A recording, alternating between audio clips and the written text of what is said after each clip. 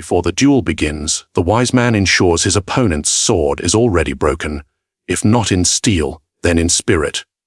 In this lesson, we do not wait to compete, we dismantle the will to compete at all. In the theater of human ambition, victory does not belong to the swiftest nor the strongest.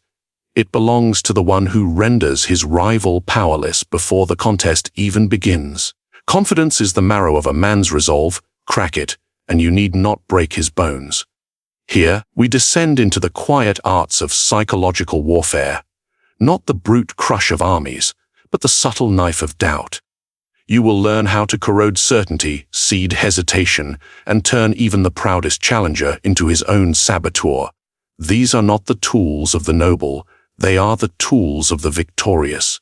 Before you confront an opponent, ask yourself, why wrestle with a lion when you can persuade it that it is, in fact, a lamb? The great contests of history are rarely decided in the moment of battle. They are decided in the quiet hours before it, when a man sits alone with his thoughts and begins to wonder if he will win. You must understand, a confidence is not merely a feeling. It is the scaffolding upon which every action, every decision, every risk is built. Remove that scaffolding, and the structure collapses under its own weight. This is why the shrewd ruler, the cunning commander, the silent merchant of power, attacks not the body, but the belief that sustains it. Think of the campaign of Hannibal after Cannae. Rome had suffered its worst defeat. Tens of thousands lay dead.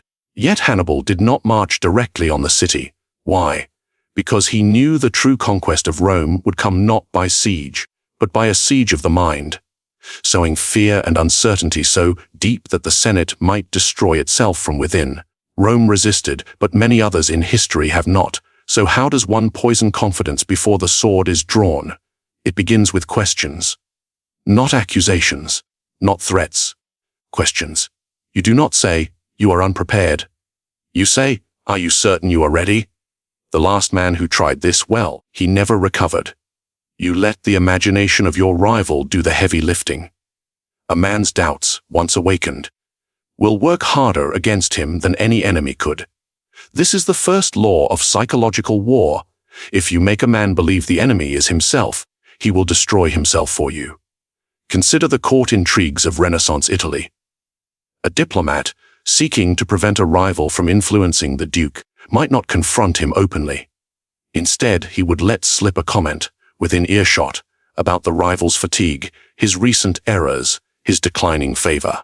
The rival, upon hearing such whispers, would begin to second-guess his own standing, and soon his hesitation would confirm the rumor that birthed it. This is the beauty of preemptive doubt. It feeds upon itself. It requires only a spark, and the victim becomes the flame. But here is where most amateurs fail. They make the doubt too obvious. A blunt insult invites defiance. A sharp jab at pride forces the opponent to rise in anger. No, the true strategist whispers softly, so softly the rival believes the voice to be his own. You might remind him of a past failure, casually, almost with sympathy. You might share a concern for his well-being before the challenge ahead. You might bring up an example of someone far more skilled than him who still failed miserably. None of this is hostile. All of it is corrosive. Why does this work? Because the human mind clings to evidence that confirms its deepest fears. If your rival already harbors even a single shadow of uncertainty, your words will stretch it into nightfall. And the greatest part, he will believe the doubt was his own conclusion. You will be invisible in his downfall. Look to modern arenas, politics, business, sport. A candidate might publicly praise his opponent while slyly questioning his stamina for such a demanding role. An entrepreneur might commend a competitor's innovation, then wonder aloud how they will handle scaling without burning out. The audience hears it. The competitor hears it louder. And suddenly, victory is not about who has the better product, but who can still sleep without fear. You must, of course, control your timing. Too early, and the doubt may fade before the contest. Too late, and they have already fortified themselves against attack. Strike when they are in preparation, when the weight of expectation is already pressing upon them. That is when the mind is most brittle. There is a cruelty in this art. But cruelty in service of victory is not vice, it is necessity. The world remembers those who win, not those who lose honorably. Ask yourself, would Caesar have crossed the Rubicon if someone had convinced him that his legions doubted his command? Would Napoleon have marched into Russia if a whisperer had made him believe his own generals were quietly praying for retreat? History is not made by those who merely meet their enemies. It is made by those who make their enemies meet themselves first. So I leave you with this. Never wait for the clash of steel. If you can plant a seed of doubt that blossoms into surrender, you have won without a fight, and that is the most elegant victory of all. Now you have learned to poison the roots of confidence. But what if, instead of weakening a rival's spirit, you made him believe he was already stronger than you? That, my friend, is a deadlier trap still. A man can endure insult. He can weather defeat. But what he cannot escape is comparison. Comparison is the silent executioner of confidence. It does not strike openly. It reflects. It places before your rival a mirror, one that shows him not as he wishes to be, but as he fears he is. You must learn this: people do not measure themselves by their own worth. They measure themselves by the worth of those around them. Your task is to become the standard against which your opponent cannot measure up. Do not brag.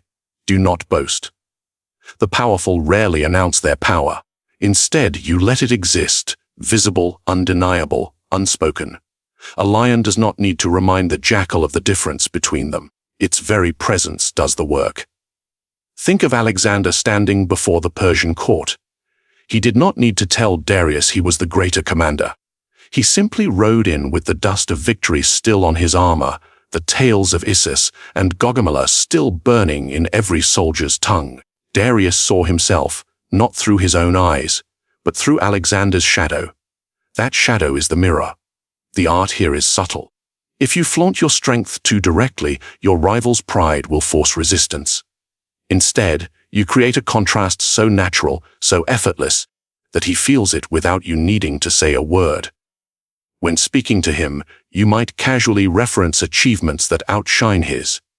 Never to belittle, only to share. A single line about how easily you handled a challenge similar to the one he faces can be more devastating than a direct insult. Because now in his mind he is already behind. History is full of such tactics. In the courts of Europe, ambassadors often arrived dressed in fabrics their hosts could not afford, speaking of banquets their rivals could never match. These were not simple displays of wealth. They were reminders of insufficiency. A host may smile, but his mind will already be calculating the gap. You can use the same principle in any arena.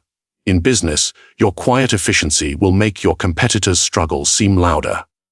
In politics, your calm composure will make your rival's agitation seem desperate. In war, your precise discipline will make his disorder seem catastrophic. Remember this: people believe what they see more than what they hear. A single demonstration of your superiority will outweigh 100 of your opponent's speeches. Let him watch you solve a problem in minutes that takes him hours. Let him overhear that you have already accomplished what he is still preparing for. You do not tell him he is lesser. You make him see it for himself. But there is a deeper psychology at work. When a man feels inferior, he will either strive to surpass you or accept his place beneath you. The wise strategist pushes him toward the latter. How? By making the gap appear too wide to close. If you reveal too much weakness, he will believe he has a chance. If you display too much strength, he will fight recklessly to prove himself. But if you maintain a calm, consistent superiority, never unreachable, but always ahead, he will quietly resign to being second. He will tell himself the race is not worth running. Think of Caesar in Gaul. He wrote his commentaries not just as reports but as monuments. Every victory recorded, every campaign described in detail, was not only for Rome. It was for those who might one day oppose him. To read his words was to feel the weight of a man already immortal. Who would challenge such a legacy? You must also understand the role of environment. Surround yourself with symbols of your success. objects, allies, and achievements that speak on your behalf. When your rival enters your space, he should feel out of place, as though he has stepped into a realm beyond his own. This discomfort is the silent whisper, "You do not belong here," and yet the cruelest mirror is not held by you at all. It is held by others. Encourage third parties to compare you favorably to your rival in his presence, not with malice, just with honest observation. The more people reinforce the gap, the deeper it carves into his mind. It is one thing to feel inferior, it is another to hear it confirmed by the world. So you must ask yourself, do you wish to beat your rival, or do you wish to make him accept defeat before it begins? The mirror of inferiority achieves the latter without a single blow. It makes him fight himself every time he looks at you. And once a man believes he is smaller, he will act smaller. Every decision will carry the weight of his imagined inadequacy. Until, eventually, he stops trying altogether. Now you know how to make your rival shrink before your shadow. But what if you could take that shadow and lock him inside it, alone with his own thoughts? A man alone is a man undone. His courage is not forged in solitude. It is forged in the company of those who tell him he is right, capable, destined to win. Remove those voices, and you remove his will. Understand this confidence is rarely self-made. It is built from the echo of others' approval.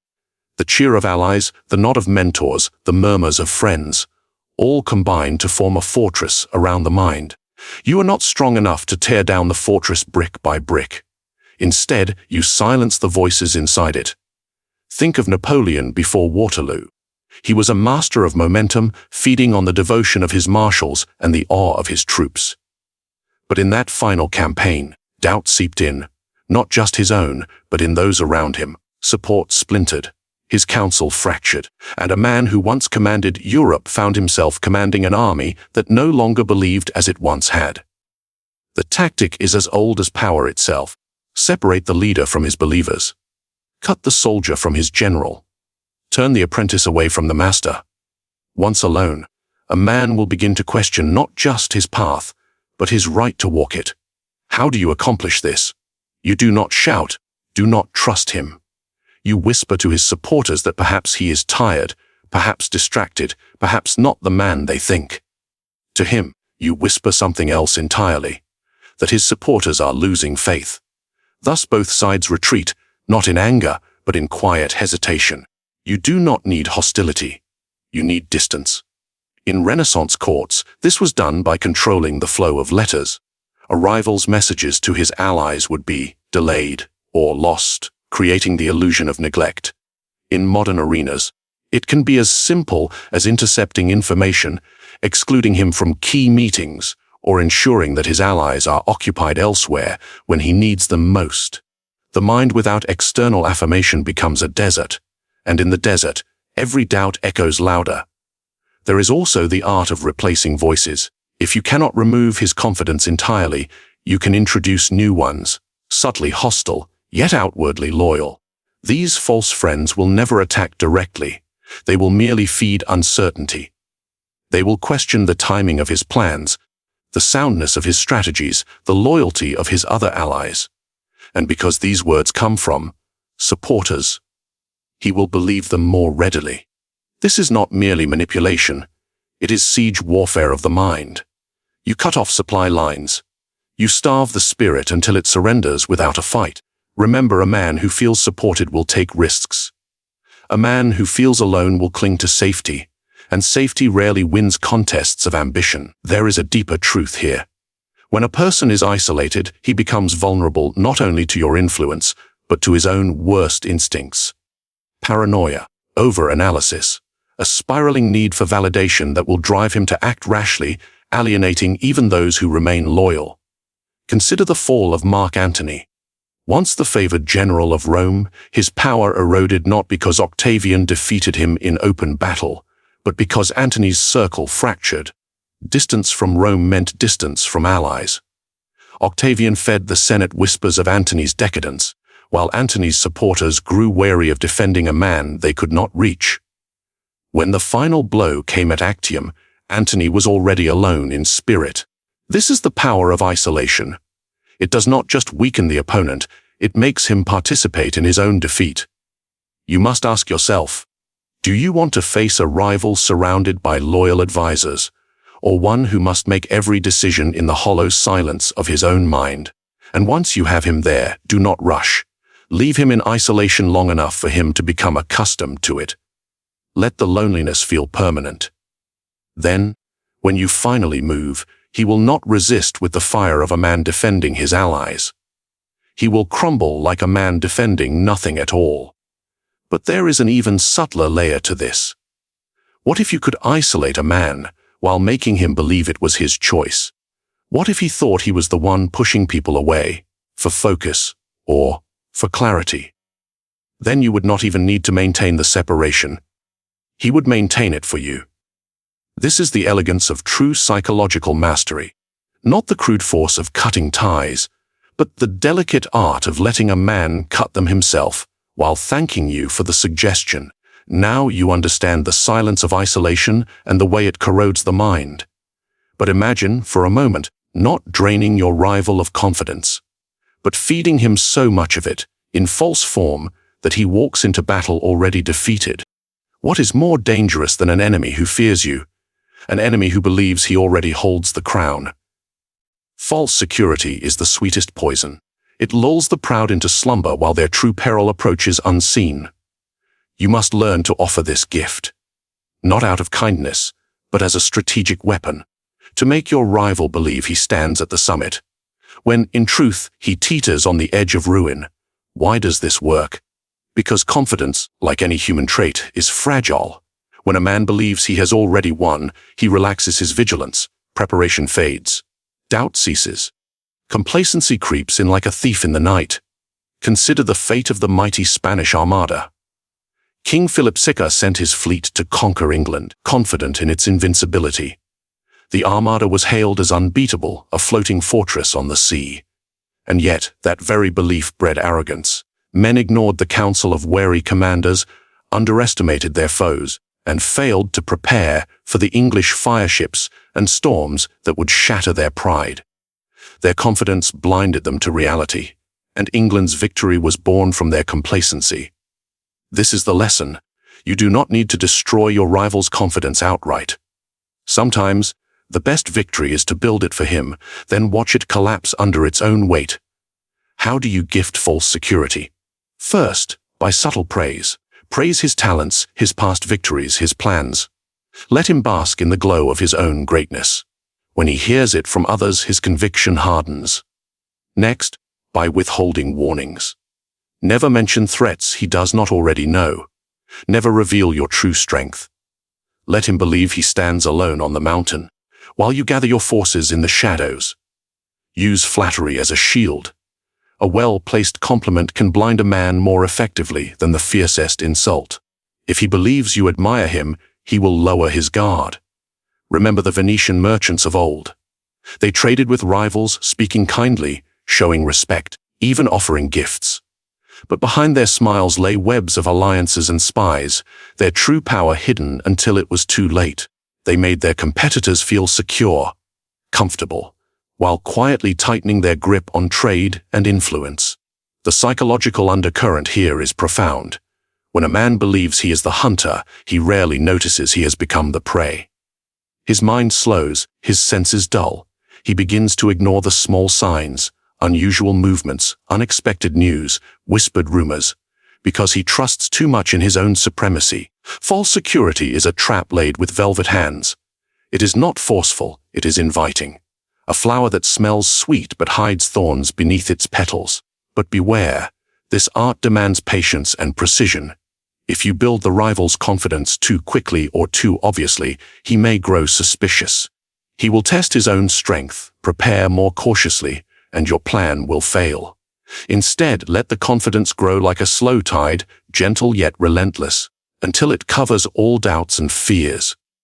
Ask yourself, how many great generals have lost not because they were weak, but because they were overconfident? How many kings have fallen because they trusted their court's praises more than their enemies' cunning? History is littered with such examples. Take the story of Xerxes' invasion of Greece. The Persian king marched with a massive army, confident that his overwhelming numbers guaranteed victory. Yet his hubris blinded him to the strategic genius of a few Greek city-states. His false security led to mistakes, underestimating terrain, underestimating unity, and the mighty Persian force was routed. You, too, can wield this power. Let your rival believe he is already invincible. Watch as he steps lightly, smiles widely, and plans recklessly. Then strike when his armor is weakest, when complacency has left him vulnerable. But there is a final cruelty to this tactic. You do not merely wait for him to fall. You may also feed him false intelligence, elaborate illusions of grandeur, encourage plans that are doomed to fail by their very nature. Let him build castles in the air, only to watch them crumble under the weight of reality. Such is the elegance of false security. It turns ambition into folly, confidence into carelessness, and a rival into a puppet dancing to your hidden strings. Now you know how to crown your enemy with the illusion of victory. But what if you could make the world itself whisper doubts to him? Rumors that sting, but never scream? Power is a garden and rumor is the seed. Once planted, it grows unseen beneath the surface until its roots choke the mightiest tree. Why shout your rival's flaws from the rooftops when a whisper can do far more damage? A rumor travels where a sword cannot reach. It infects minds silently, invisibly, until the target is surrounded not by enemies, but by suspicion itself. Ask yourself, have you ever noticed how a single doubt, whispered by many, becomes a certainty? How a man's reputation can be undone not by fact, but by the story that others choose to tell. This is the cruel alchemy of rumor, the transformation of possibility into perceived truth. Consider the downfall of Richard II. His rise was swift, but so was his fall, driven not merely by his enemies' armies, but by stories whispered in every English village. Was he truly the villain history paints? Perhaps not, but once the seed of mistrust was sown, that he had betrayed his nephews, that he was a tyrant, his every ally wavered, and his enemies multiplied. In the court of public opinion, he was already defeated before the final battle. How do you use rumor as your weapon? You do not fabricate lies so crude they invite scrutiny. You plant questions. Is he truly loyal? Can he be trusted in these troubled times? Some say his health is failing. These questions are arrows aimed not at the body, but the heart of confidence. Let them find no direct target, and yet sow enough uncertainty to poison all certainty. The power of rumor lies in its ambiguity. It cannot be disproved, only denied, and denial often confirms suspicion. A man who responds too vehemently reveals the seed has taken root. A man who ignores it appears weak or indifferent. Either way, the poison spreads. Look at the political intrigues of the Medici family. They did not crush their rivals only with armies or gold. They used the art of insinuation, secret letters, subtle hints, and carefully timed concerns voiced in court. Enemies were turned suspicious of their own allies. Trust fractured, and when alliances broke, power slipped quietly away. You too must cultivate your garden of whispers. Choose your carriers wisely, trusted voices whose word carries weight, yet whose motives remain unquestioned. Let them, accidentally, mention overheard doubts or relay off the record worries. The public must feel the rumor is spontaneous, not orchestrated. For nothing kills a rumor faster than the scent of a plot. But why is rumor so effective in eroding confidence?